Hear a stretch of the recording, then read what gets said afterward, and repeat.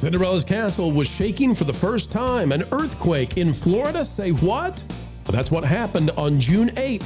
Today we'll tell you just how historically significant that is, how seldom the Sunshine State sees the shakes, and why the rides shut down even though Disney was never prepped for an earthquake.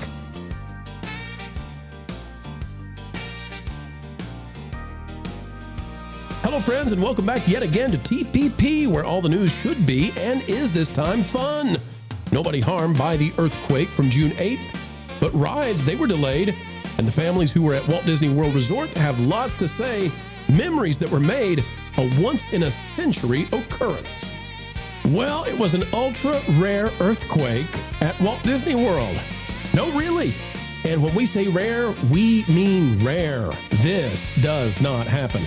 From people.com, earthquake felt at Walt Disney World as rides suddenly shut down. This by Christopher Edwards.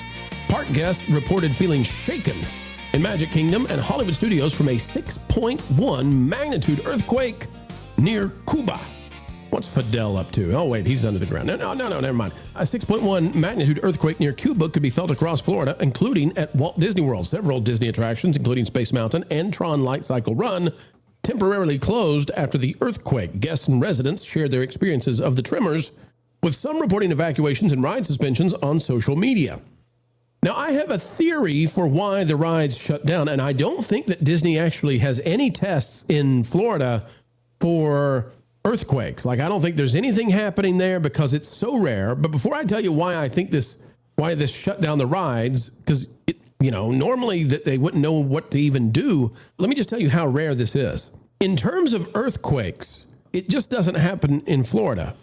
The strongest before this one on record, shaking the Sunshine State, was a 4.4 magnitude on January 12th and the 13th, possibly, in 1879. Give or take 4.4, because we're not that great at measurements back then. But in 1879, there have been some offshore examples of things shaking, but we didn't have a measurement that goes up anywhere near what happened with Disney World on June 8th. But on June 8th, Disney World experienced a 6.1. A 6.1. Now, that was not centered in the state. It was outside of the state, outside of Cuba, but still a 6.1 shaking in Florida. So the only other examples we have of any kind of shakes, in 2006, there was an earthquake that was out in the Gulf of Mexico that Florida barely felt. Way out in the Gulf of Mexico, or Gulf of America now, it was a 5.9 out there, but very small in terms of what Florida felt. Most people didn't even know it was happening. So this is exceedingly rare. Now, what I think happened with the earthquake and why the ride shut down, because again, I don't think there are any measurements for this, and I don't think there's a protocol at Disney World for earthquakes whatsoever. I think it caused the sensors to no longer connect, like they have laser sensors that check all sorts of things along the ride to make sure the vehicles are where they should be and the timing and all that sort of thing.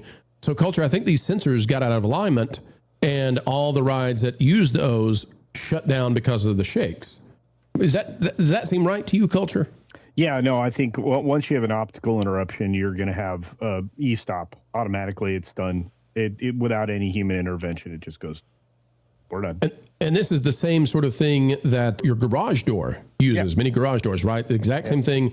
The two lasers have to hit each other, have to hit both sensors. And if you've got shaking, that cancels it out, and the whole ride has to be restarted and all that kind of thing. Yeah. And again, I mean, this is definitely going to be on trackless attractions. It's even more important where they stay within the grid. I mean, this is one of the problems Tiana was having, right? Is they didn't manage well the optical systems that they didn't install properly or didn't replace from the previous attractions. So, yeah, that makes a lot of sense. Culture, do they have earthquake sensing, what would you say, equipment in Disneyland? California, I can almost guarantee it, because there's a certain amount of tolerance built into the structures there for that. Many of the early systems for earthquake mitigation were seen in Disneyland, from my recollection. I'm not going to speak as an expert on this, but I'll just say that there is definitely some kind of mechanical mitigation in certain structures. Yeah, and there was no danger at Walt Disney World. The interesting thing is, Marv, the structures in Disney World are built to withstand hurricanes. Yes. But I don't think anybody ever considers earthquakes because these are once a century kind of events. And nobody really had any expectation there was going to be an earthquake yesterday. I think it caught a lot of folks really off guard. I can tell you when I saw it come across the wire, I thought, they meant Disneyland. They just don't know better. And then I went, no, wait a minute, it is Disney World that's got a little earthquake. Yeah, I mean, and at my house, I didn't feel anything. Krista Nova and I were going back and forth about it. Like, I can't believe we didn't feel the earthquake. But it was, they are one. It just shows that like they're not prepared for certain things. Like, there's no like standard practice for when this happens, and there really should be, because you got to account for everything. You got to account for what happened in a freak snowstorm with how cold the winters have been here lately. So yeah, I think that they definitely need to up their game when it comes to that kind of thing. Very, very strange though, an earthquake hitting Walt Disney World and then just Disney being caught completely with its pants down about it. What do you mean caught with their pants down about it? What do you mean by that? I mean, like the rides just stopped. They had no idea what to do. Oh, yeah. Well, they right. I mean, there was the whole thing. Everything has to be cleared at that point. And so it really did have a major effect on people's days at Disney World. Carol, when we look at what went down with Disney World and the earthquake, it's kind of a fun thing. I frankly, if I was a family and I'm on vacation, I'd kind of want that to happen while I'm on vacation, because how many people can say, oh, yeah, I was there for the earthquake at Disney World? It's just that one day. It's a fun story because I was listening to you guys talk about it, and there was a comment that Clownfish TV had made about how all the rides are usually like on the brink of breaking. I don't know how accurate that is, if I'm recalling the statement correctly. Right. But because it's like they always just it's like school buses. I don't know if you guys know anything about the way that school buses are treated, but when there's something wrong with the school bus, the school just tells them to change the oil and carry on, even though it might be like, do whatever it takes. They got to run. Keep them, just whatever it takes, keep them running. Yeah. So I think whatever this was, like, just kind of set it all off, where it's like, okay, no, it's too rickety. We have to check, because if something happens to somebody on these rides and they point out the earthquake, then it's all on us for not ensuring customer safety. Lauren in the chat was making a joke where he was like, wild bears are on the loose in the park. That happened. It did happen. That happened like a year ago. Which is crazy to me, because I didn't know there were any bears in the Orlando area at all. I mean, they're cut off by the interstate, though. I know there are bears in northern Florida, but yeah, we had bears. They attacked my uncle's dog. It was a whole thing. Well, and he's like, bears accompanied by an ostrich, and I'm like, there is an ostrich. That could happen.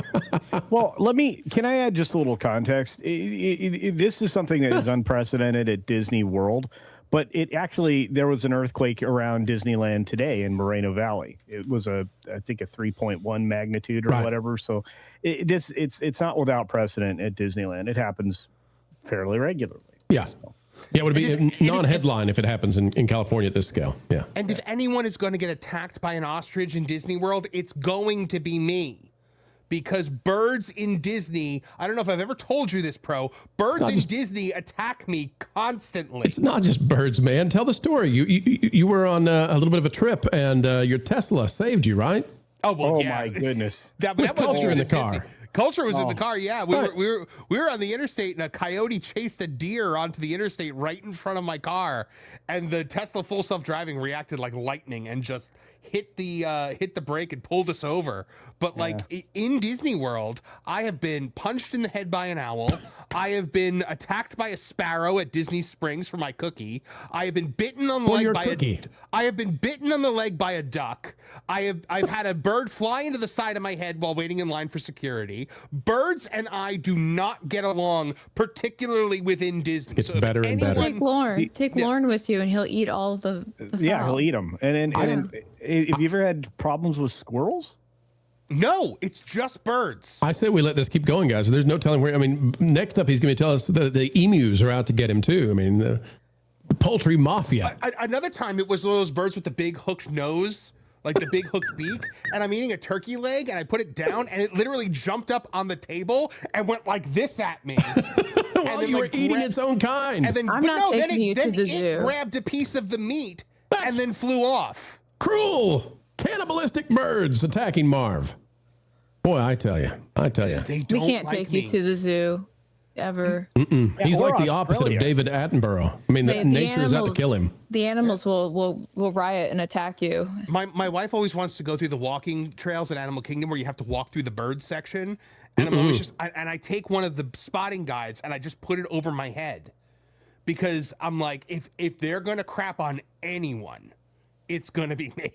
I like the birds are like, it's Marv again. He's back. Let's get him. Somebody was like, oh, you let a sparrow attack you? I'm like, yeah, I'm going to swat it out of the air. And then somebody with their camera phone is going to be like, man kills bird in Disney World. You don't got to worry about the people. It's the other birds in the trees who are looking like, yeah, your day's coming, buddy. Smack the sparrow. Go ahead. Smack the sparrow. They plot. The second I get there, they're just like, tweet. He doesn't even go in the... He doesn't even go in the tiki house anymore. If he goes to Australia, I'm going to send a camera crew with him because he's going to have emus and all kinds of stuff chasing him down for death. Well, you just need to take Lauren because if Lauren goes with you, the birds will be like, well, it's war now. He's got the big dog. All right, folks, that's where we'll leave it for now. But earthquakes at Disney, it's shaking. If you were there, let us know in the comments. We'd love to hear from you because you've had a once-in-a-century experience. What was it like the day that Cinderella's castle finally had a little bit of a shake? We'd love to hear about it. Thanks for watching That Park Plays News. For more information, consider checking out www.thatparkplace.com. And don't forget to subscribe, share, like, and send this out on your favorite social media accounts.